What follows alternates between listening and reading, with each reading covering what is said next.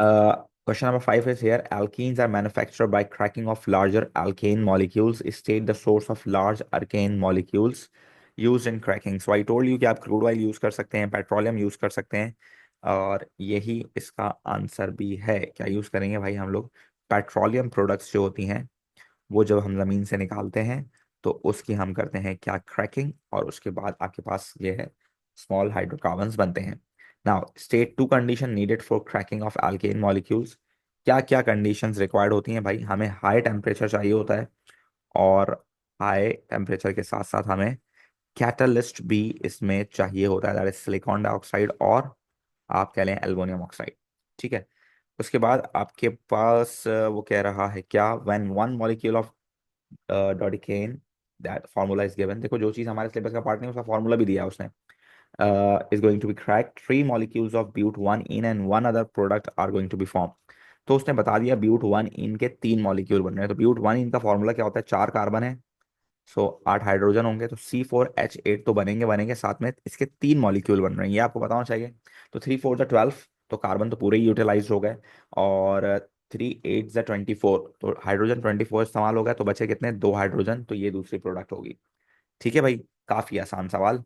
Then they are asking for suggest the type of chemical reaction which happens during cracking. कौन सा type of reaction है जो कि cracking को कहते हैं? आपको होपफुली याद होगा, ये थर्मल डिकम्पोजिशन है। और इन टर्म्स ऑफ, अगर मैं हीट एनर्जी बात करूं, तो ये एंडोथर्मिक रिएक्शन होते हैं, थर्मल डिकम्पोजिशन रिएक्शंस। ठीक है। उसके बाद वो आपसे कह रहा है that propene will undergo the polymerization, suggest the name of the polymer formed. भाई प्रोपीन को पॉलिमराइज करोगे तो क्या बनेगा आपके पास? पॉलीप्रोपीन बनेगा आपके पास। क्या बनेगा आपके पास? Polypropene. Then draw a part of this polymer molecule to show 3 repeat units। तो भाई आप देखो, आपको पता होना चाहिए कि प्रोपीन आप इस तरह से बनाओगे, दिस इज प्रोपीन। आप इस तरह से क्या बनाओगे? प्रोपीन को बनाओगे, ये होता है propene.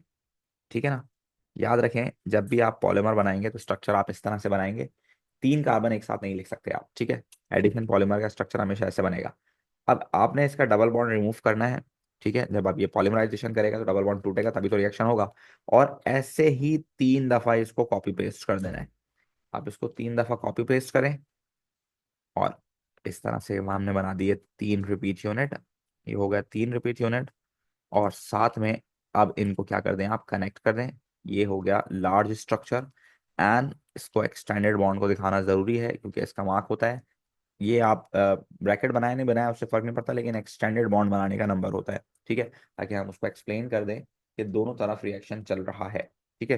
Now they are asking for suggest the type of polymerization propene undergoes, and this is the addition polymerisation.